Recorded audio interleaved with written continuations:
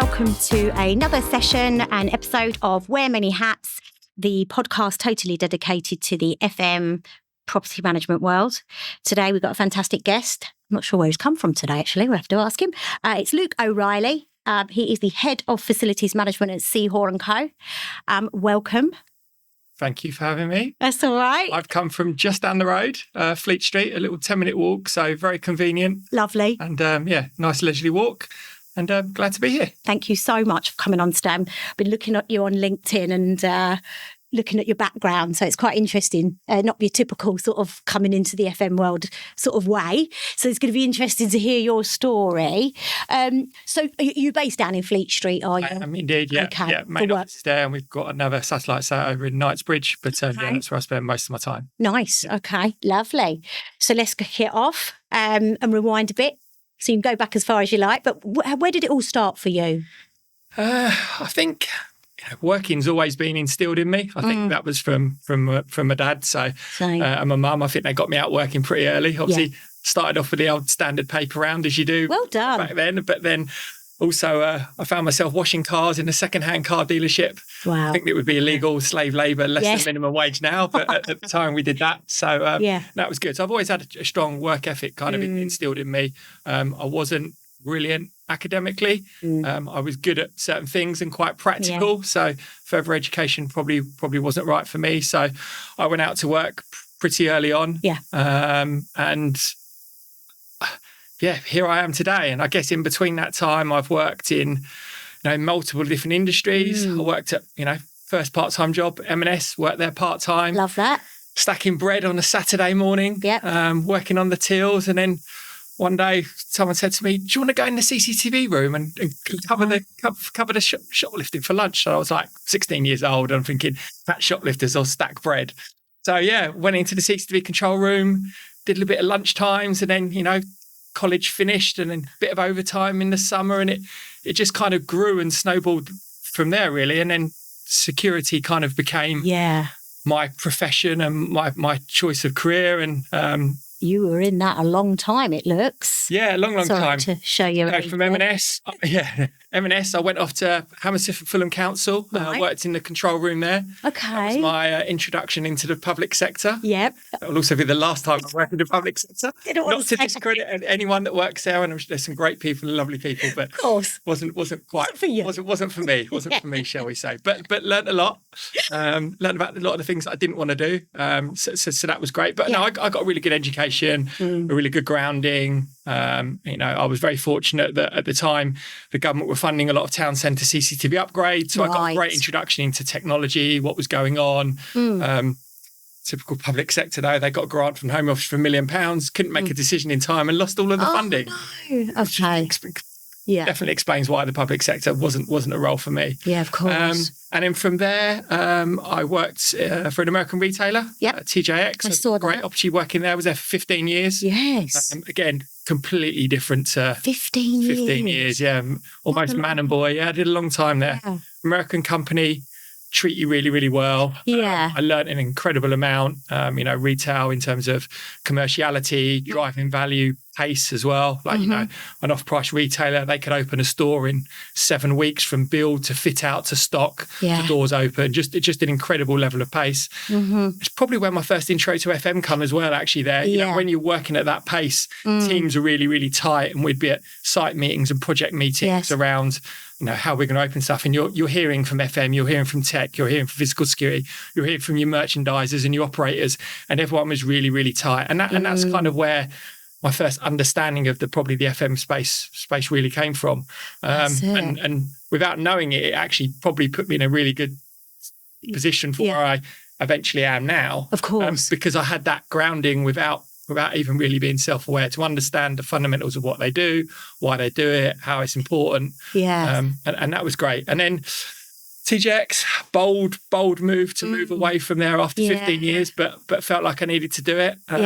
Jumped across into the dark side, into financial services at Barclays. That was, again, another role where I learned something completely different. Very similar kind of role, but, financial services, much more focus on governance, assurance, regulation. Security. So where it was retail was about pace and execution. Here it was about governance, assurance. Are we doing the right things? Are we doing them in the right way? Yeah. Structure, different risk profile altogether as well. Yeah, yeah. You know, yeah, of course. in a retailer, if you lost 10, 20, 30, 40 million pounds a year, cost of doing business. Yeah. If you lose £10 in a bank, all hell was to break loose.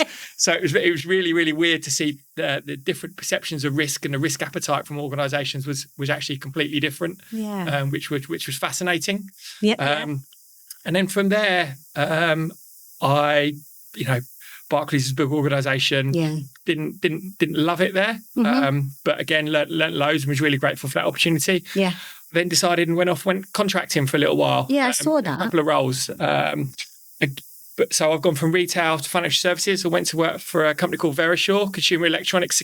They do all the stuff at home. Were you in Switzerland? So my role was based out in Geneva in their corporate head office. So I commuted when I had to go, but I had a global role. So I worked for their corporate side. So I travelled out to South America, into Europe and things, and that was great, and that was amazing as well. That's a VC business. They do your alarms and things at home. They were growing rapidly.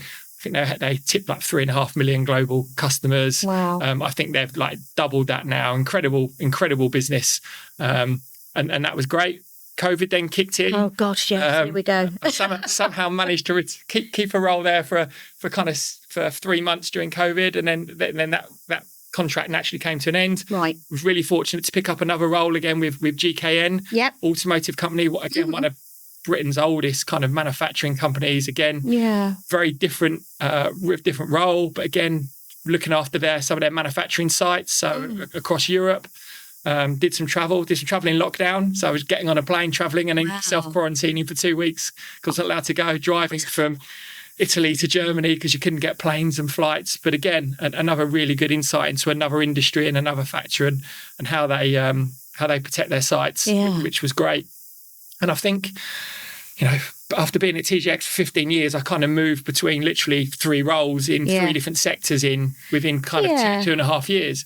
But the learning curve there through working whilst in the same industry, the different sectors was amazing. And I probably learned more in those sort of 3 years than I probably did in the last 10 years working in retail. Yes. So, that's one of the things that I would say to people about your career, and career development isn't always up. Sometimes going sideways, staying in the areas you're interested in, but to touching into different industries. Yeah. You certainly do learn lots about different ways, and it helps you form slightly different opinions. There are different ways of doing things and get to different outcomes. And then where I am now, Hoare Co, contracting role again in the physical security space.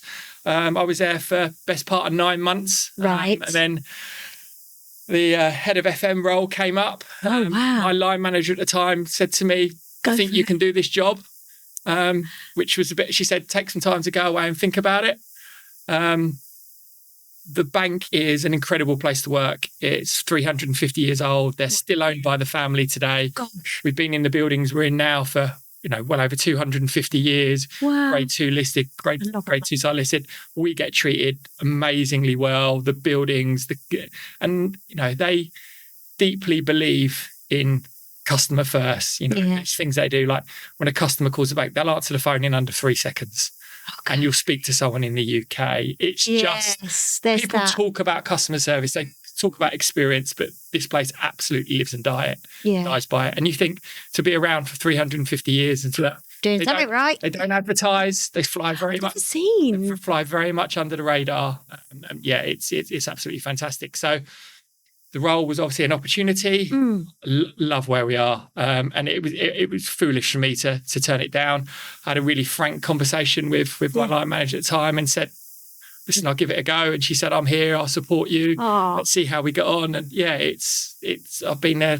Been involved probably about 3.5 years now. So from loss prevention to physical security, CCTV control rooms, you've done it all. Multi-site security, and then here I am in FM. Yes. And looking after a bigger team in a really historic building, historic organisation with, where service and standards are impeccably high. We're very fortunate to have really to be really well funded, because everything has to be tip top and everything has to be absolutely perfect. That doesn't mean we don't drive for value, because we absolutely do. But of course, execution is really, really, really, really important. Yeah. Look, feel, finish standards are really, really high. So. And then obviously message from you, and then you call me in and summons me up the road, and here I am today. And appreciate pouring my heart out. It's lovely. What a beautiful story that, a journey for you, It's good to see that people don't just fall into FM and, but there's always seems to be a path sort of weaving its way through, I mean, we've had lifeguards on now FM, there's because if we're within a building or an establishment, and there's multiple sites, chances are you're going to need facilities. And I think it's easy to fall into. I think. So, is this you now? Do you feel? Like I said, I've said it. Probably getting boring already. I love the job. I love where I'm at. I love the team. There's work to be done. We're on a journey. And I'm excited about some of the challenges and the projects and things we've got coming up. But we're going to talk about them now, aren't we? Who knows what the future holds, and who knows where we'll be in 5, 10, 15, 20 years time. I'll never rule anything out. Of course. Right now, really, really happy. Where you are, that's excellent. So what does a day look like for you at the minute? It's probably a boring response you get, but no 2 days are ever the same. That's the one they say. Probably tells you. But this is the wear many hats bit, isn't it? And I say that every time. Yeah. And I think for me, if I took a week, I try to structure my weeks the best I can. So Mondays and Fridays, I try to bookend for me are admin days, times where I get my work done and catch up or plan and think ahead. I think Tuesdays are more one-to-one days, all my direct reports, and those times are in, and then Wednesdays are kind of team meetings and my line manager or one-to-one, and then I'm fitting in all the rest of the business meetings around those days the best I can. But I think, Mondays, I'm quite rigorous on Mondays mornings for me, all about data. What was the last week's data? What was football traffic, staff attendance, desk usage, meeting room usage, compliance from a maintenance perspective, contracted visits, health and safety. So I'm looking at all of our reporting and trying to work out what went well last week. Are there things that might have slipped through the net, things that we need to pick up?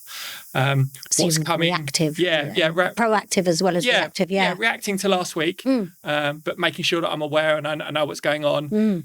Then got Tuesdays sort of one-to-ones with the guys, so I can then put things down and talk to them. And then by Wednesday comes, I've already spoken to my line manager. I've already spoken to my team. I've got all the answers and I'm prepared. So my week kind of flows nicely for the first few days around that.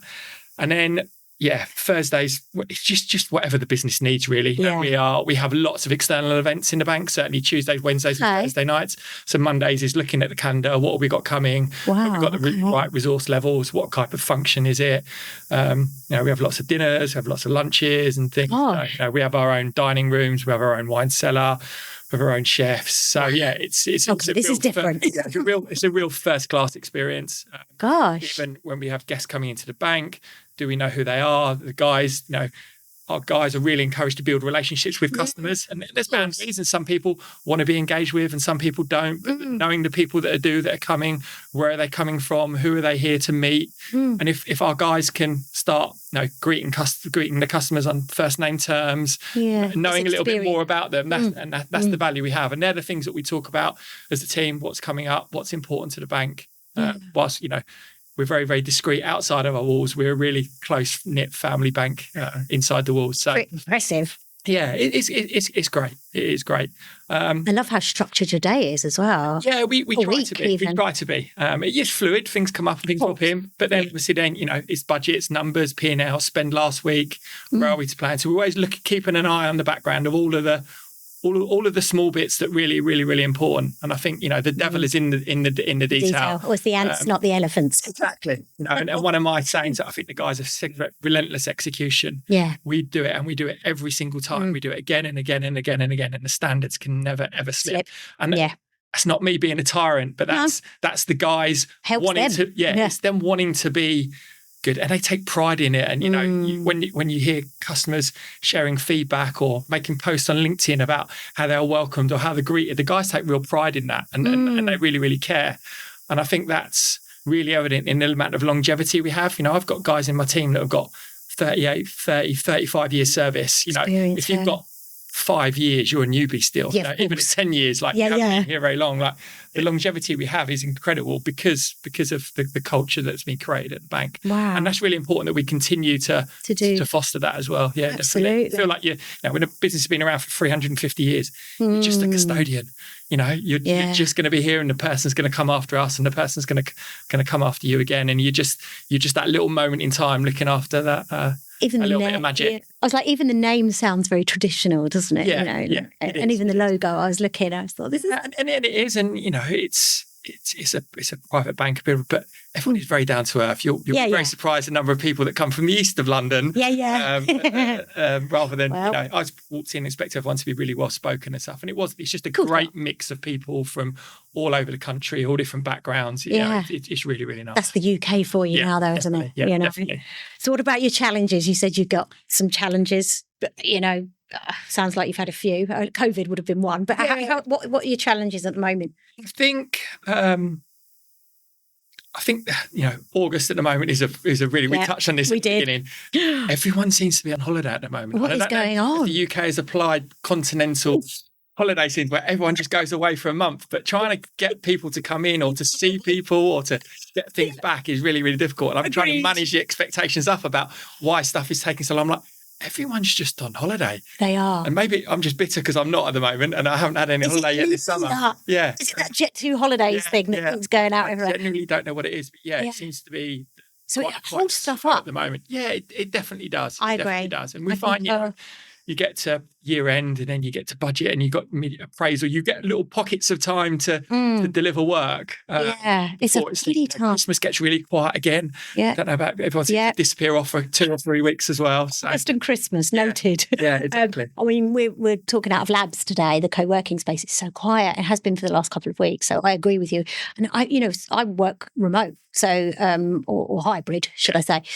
So when I'm at home, I'm like, gosh, is it me or is it? But it is, it's actually really quiet. And that's a lot of the external. I think, internally I've had one of my team just had a baby. She's on maternity leave. Right. I've had 3 other members of the team, guys that have had paternity leave. Goodness. They get 12 weeks. And then they go on holiday with the fam. That's what it is. So, filling those gaps about people going off to make, for having a family. It's amazing for you and those people. But just the benefits now that people get. I've got 2 weeks. I'd love to have 12 weeks off with a new child and stuff. So just balancing resource, both internal and external, is a real challenge. Definitely. I'm seeing it as well. So I thought it was me, but I thought it was going on. Is everyone avoiding me or what? No, they're genuinely on holiday. The whole world. So where do you think the industry is heading for you? This is quite an interesting question for you. It sounds like you've got quite a bit. I mean, you've worked with tech and technology. You mentioned it before, but what about AI and sort of that sort of stuff? Are you still staying quite traditional, or are you said you've got all this reporting? Yeah, I think so. The industry is obviously evolving, and it's there are legislation is becoming more strict, and that's not going to change what we do. Where we are now. We believe in a deep personal service, so we are very much people-led first. We're not going to be technology-led. We'll speak to people. We believe in face-to-face interactions and relationships. AI is coming, and it's coming quick, and there's definitely going to be some significant benefits from that if used in the right way. Correct. It's not going to be the answer to everything, and it's certainly not going to replace facilities. It's one of those areas where we can be better and we can be more efficient. That's which is great. And that doesn't necessarily also then translate into savings or less people. If you look at FM, our roles have diversified and they've increased, and our span of control is increased. And actually, it might just be people doing different things in the years to come. And I think that's what really builds upskilling and training, and people are going to have to be more tech savvy. That's definitely 100% have to be it. People are going to have to think a bit differently. People are going to have to be better with data. But I think to kind of term from our CEO, simplification for data to be really effective. We need to simplify as much as we possibly can, because the more complex it is, the more difficult it's going to be.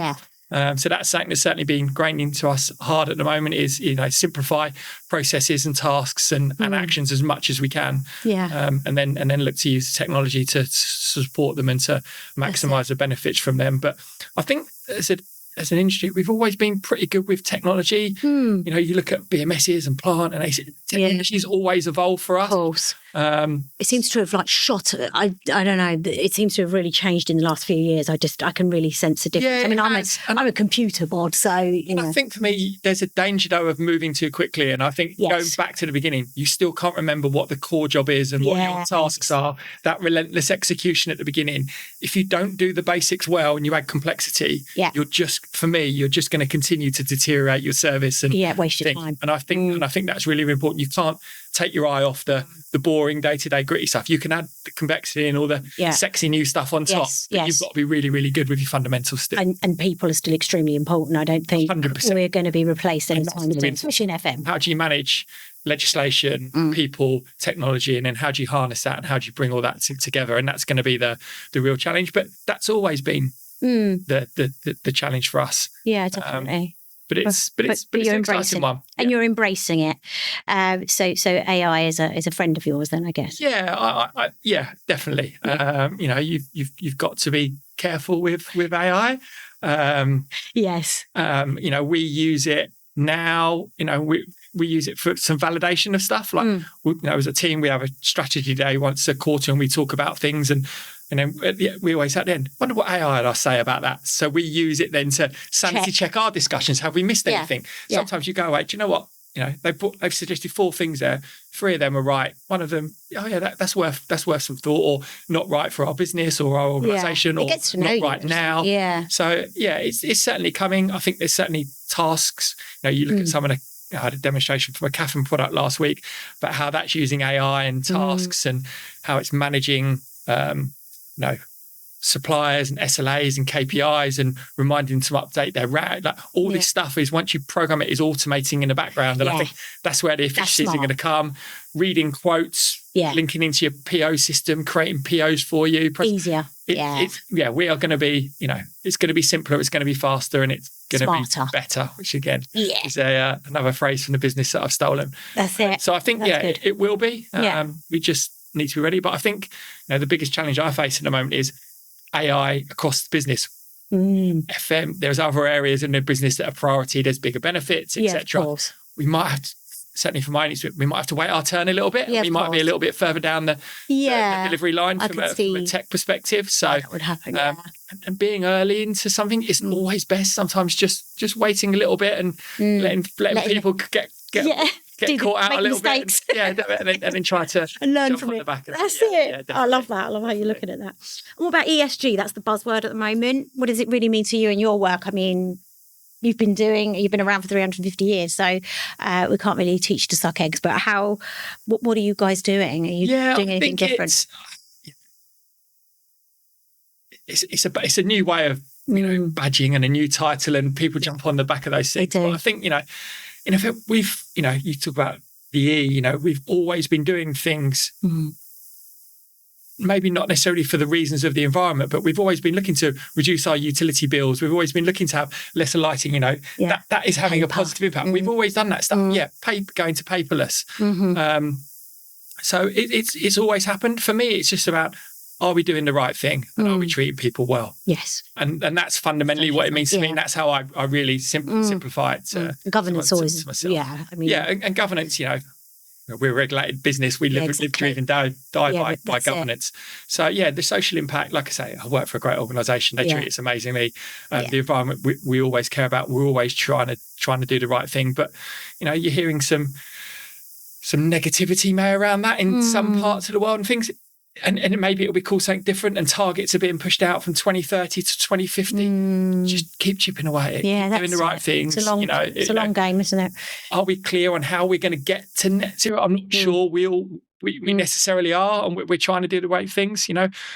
We do our scope 1 and scope 2 emissions. It's certainly within FM, we have to do that. Now our SECA and our ESOS, we've done a free scope 3 calculation. We're looking at our business and commuting and our waste, and we're looking at all those things. So you're trying. We're trying to do the right things with the limited information we've got. But we always have. We didn't need someone to regulate us to do this or to regulate it. Exactly. But I think there's more regulation coming down the road, whether it'll be this government. We'll have to wait and see. Yeah.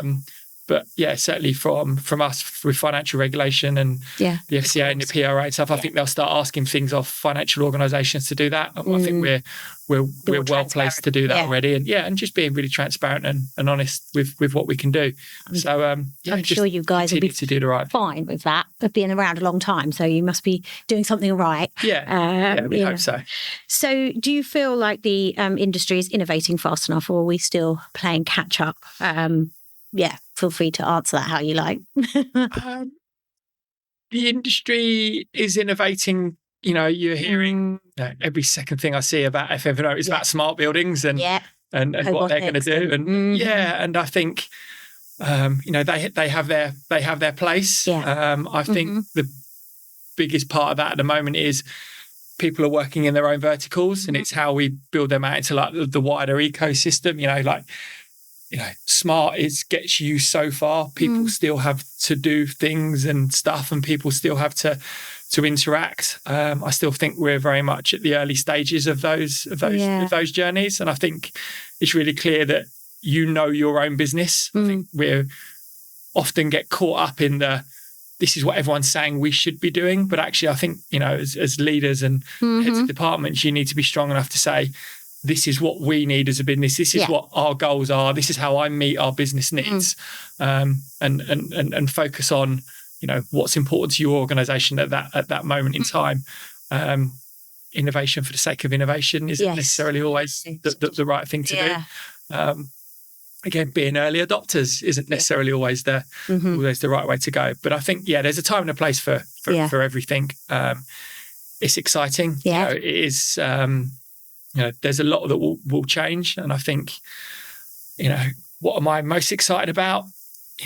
Every day is different in FM. We talked about them right at the beginning. But I still think like there was with COVID and the return to work and hybrid office, there's still probably this big event or something that we don't even know about yet. And I think that's the bit that excites me most about FM. It's, some industries you look at and you kind of know the roadmap. You know what's going to happen over the next 5 or 10 years. I think in our space, there's what's the next derailer that's likely to come around the corner, and the same that we haven't even thought about yet. And how do we adapt to that when that happens, like we did at the back end of COVID, and how brilliantly FM teams and people did to pull out of that. Like what's the next event, and that's the key for me.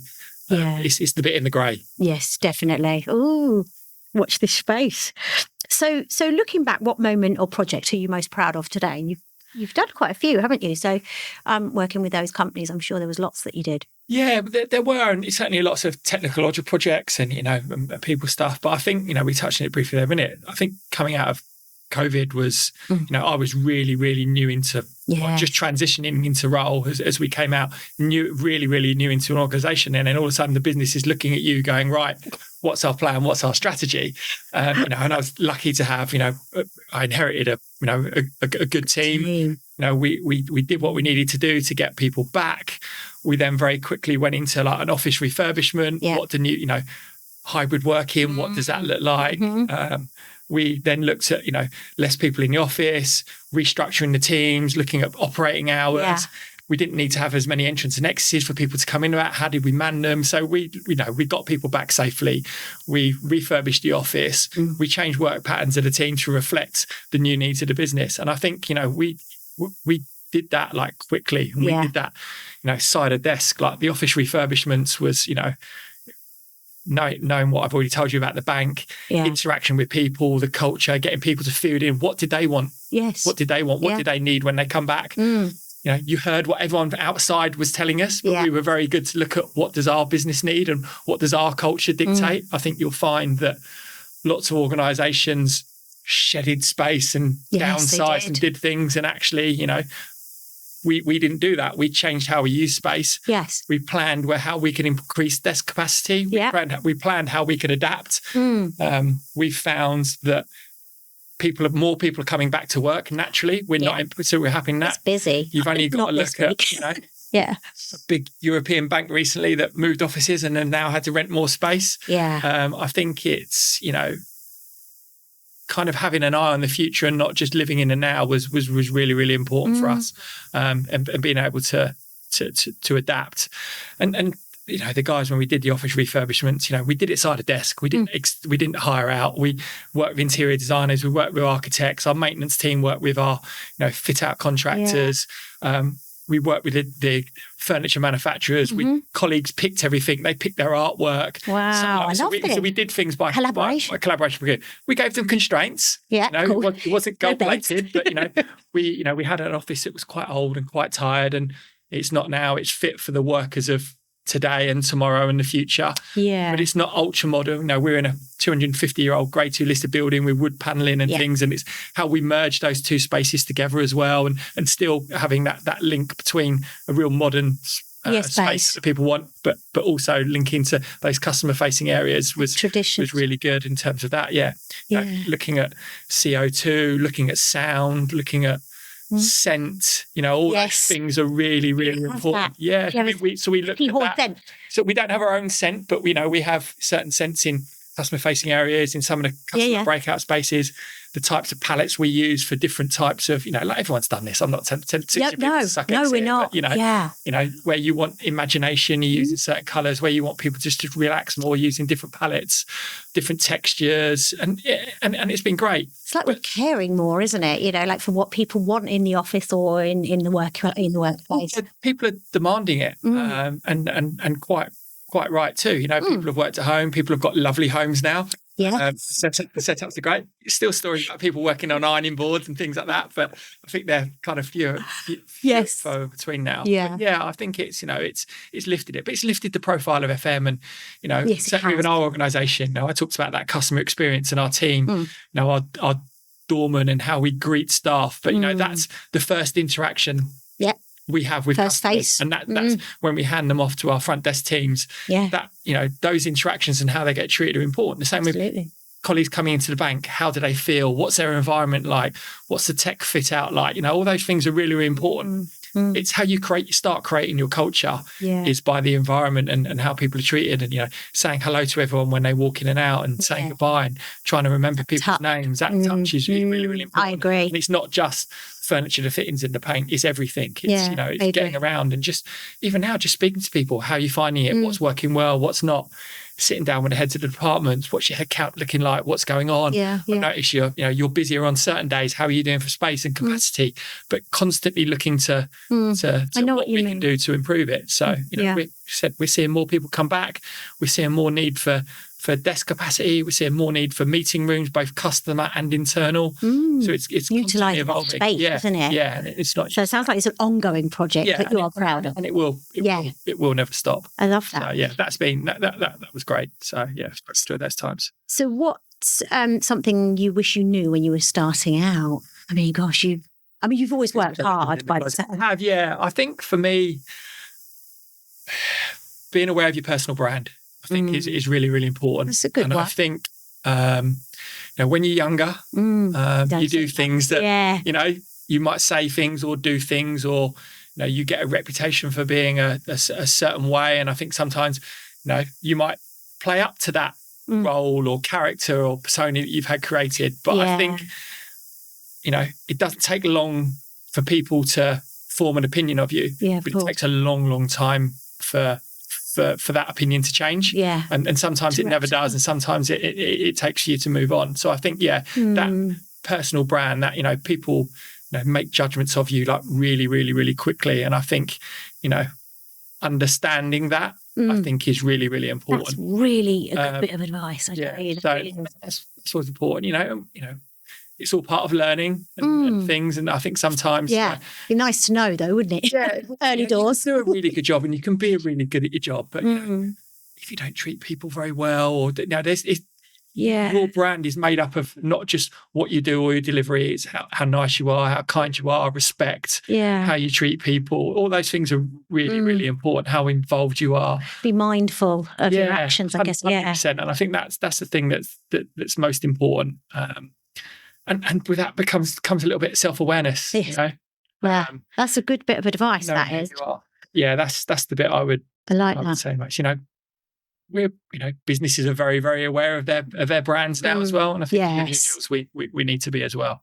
Yeah, definitely. I think that was a really great bit of advice there, to be honest, Luke. Not one I've heard, actually. So that's great to hear something different. So if someone came to you tomorrow and said, I want to do what you do, what would you say to them? I would say great. Mm-hmm. And then I would ask why. And I think the reason for that is I think you learn more about the why than you do about the question. Yeah. So, and then once you understand the why, then it gives you something to probe and to challenge and to coach and to work towards. And I give an example to people, like someone has a decision to make and it's a split 50-50. They're going to get the decision right 50% of the time. Yeah. They've learned nothing from it. Absolutely. So Make mistakes. mistakes. It's like, why did you make that decision? Understand their rationale. What 3 or 4 things did you consider to form that opinion? Yeah. And that's how I think, you get on most. But I think, and I say great because, it's been good to me. I've had a really, really good career. I think for someone like me who I don't want to be sat at a desk. I don't want to be doing repetition tasks. I couldn't work in finance. Definitely not. Terrible at numbers. I need to be out. I need to be creative. I need to be thinking. So that element suits my personality type in the organisations that I've worked in. There might be people that are, really numeric and really into data, and they can do a head of FM in other organisations. But for me, that's the variety and the difference in getting up out and about and to walk the floors and go and see people and talking to people and creating things and that sense of achievement and doing things that we interact with everyone, every customer, every colleague, every customer, every visitor. There's not many parts of an organisation, if any, that interact with absolutely everyone. Yeah, no, and I think that's the special. I think it's quite unique. So that's for me, just the why, and then from there the conversation can go wherever it likes. That's also a very valuable piece of information. Thank you. So I didn't ask you. Sort of, you did mention that your parents kind of were, teaching you from a young age to work and work hard. I was exactly the same. I got that from my dad and my mum. So similar sort of background there. But is there any mentors? You mentioned a lady and another gentleman, or I think it was in Marx's.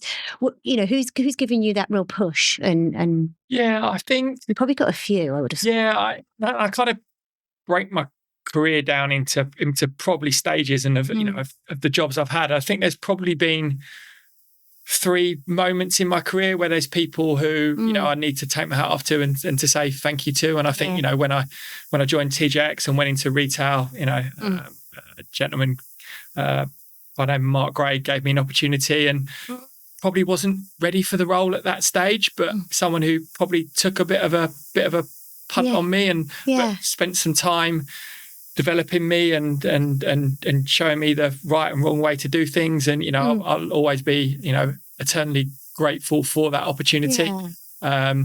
And I learned an incredible amount in a really short period of time.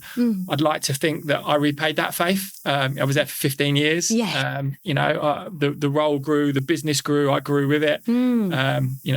They went on a huge journey. And I'd like to think that I repaid that faith. Do you stay in touch? Tenfold. No, not anymore. You always lose touch with people. Send this on. So sadly not. No, he left the organisation before I did. So that was probably the first one. And then I think for me, you go through it and you need to embed and you some people fly through and those people are really smart and super clever. Yeah. Well done them. I was talking about genes, unfortunately. Me neither. So for me, it's about you work, you stretch, you consolidate, you learn, and then you think about the next step on. I think so that was probably the first person. And then probably the bank I'm at now with Katie White, who I worked for, who gave me the opportunity in FM, supported me. Love Katie to death. Would run through walls for her. Let's hope you don't have to. Be painful. But no, gave me an opportunity. But Katie is, she had real high standards. She's a lawyer by trade as well, right. General counsel. So she's super smart. Yes. But expects a lot.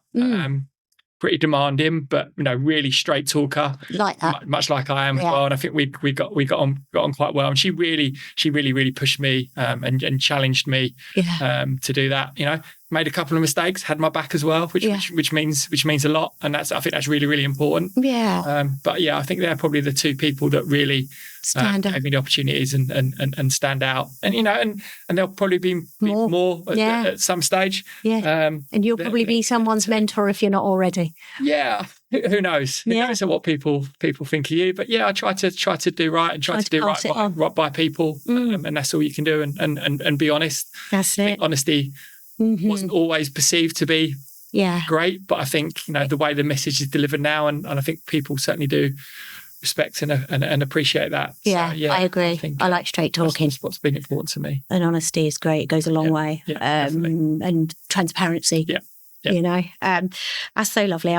But we're gonna talk about what you do outside of work now. It sounds like you have a busy day every day. So what do you do to switch off? What do you get to do outside your day job? Yeah, I think I've got a young family. So I've married my wife Katie. I've got young children, Emily and James, 10 and 8. Oh, so they're right. You're busy. They're of a nice age. Yeah, they're okay. They're of a nice age. My wife's amazing. She takes a lot of pressure away from me. Mm-hmm. So we get time together when we can, and weekends are precious. Holidays are sacrosanct. We love a holiday. Just not in August. just not in August yet. No. So we do that. We get away a lot as a family. But and switch off and switch off. Yeah, but golf's my passion. Hey. But I'm a golf loser these days. So I was a cricketer as a kid, and that was the thing. But in cricket, more recent years, golf has taken over my life. So I'm very fortunate. Most Saturday mornings, I get out and you can go. Yeah, we cut a deal. She goes to the David Lloyd, and I go to golf and stuff. So it works perfectly at the moment. I think the kids will get to an age where it starts becoming a bit more different. So no, that's what I love to do. If we're on holiday and stuff, and I can leave Katie at the bar drinking pina coladas. That's it. Go and get 18 holes in if I can and bit. So we managed to balance it pretty well. I'm lucky. I get away with Blue Murder compared to a lot of my friends. So I bet. Very envious, but very fortunate. But that's my relax. Just that 4 hours of just walking, just chatting to different people, learning different things. Mm-hmm.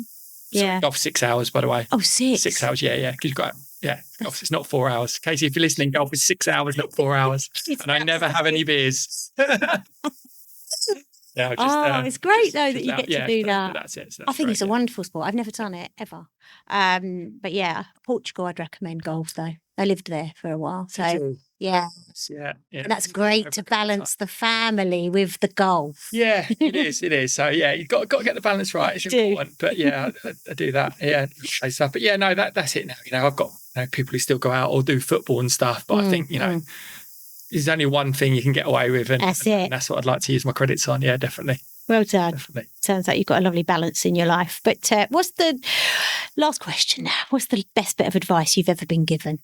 Good question. So I think, and it's not necessarily related to business. So when I was growing up and I was playing cricket and I was a young cricketer and I had aspirations of maybe making a career out of it. Transpired I wasn't good enough, so it didn't quite matter. But someone said to me, know your own bowling. I was a bowler and know your own action. And when you have a good day, know why you've had a good day. When you have a bad day, what went wrong, know your own bowling. And that I took that into me in professional life. Like, know yourself. Like, know who you are. I know what my strengths are. I've learned what some of my weaknesses are. I think in my early career, there was a lot of focus on all the things that you couldn't do. I think we're much better now at focusing on what we're good at. Do. So I think, know yourself, know who you are, back to your personal brand again. What do you stand for? What do you represent? Yeah. And then I think just being like really, really, really, really true to yourself. And for me now with my team, I know the things I can get at. I know the things that I need a bit of support for. Hiring for people that fill my skill gap, people that can complement you. We actually, cheesy phrase, win together, lose together. Yeah. But we actually do, because there are people that I need that I can't do without. Yeah, of course. And hopefully I offer them something. And I'm sure you do. Keeping them paid and mortgage every month. But Yeah, so we do that. So yeah, I think that's for me the most important thing is know yourself and know who you are. And it might take some people longer to get there. Yeah. And everyone's journey and that's is different, okay. and that's okay as well. Yeah. But yeah, I think it's really, don't try and be something you're not. You get found out. I've done that before. Yeah. Yeah. And I think eventually life. Generally, you get what you deserve in life. You get what you put in, and you get what out of it. Hard. It doesn't always apply, but more often than not, I think that's the way things work. And you'll be surprised, what comes up in you're nice to people, and in 5 years or 10 years time, or someone remembers, or something else comes up. So that would be it for me. That's beautiful. Thank you so much, Luke. Brilliant. What a lovely end to this episode. I really appreciate you coming along today, talking about your career, but not only that, but also about Hoare Co. I've never really heard of them. So now I'm going to look and see exactly what you do. But thank you so much. And that's the end of today's show. Do please like, share, follow, and send on to your friends and family, and anyone that would take interest in this and to take some advice from Luke today. And that's the end of today's show. Thank you so much. Take care until next time.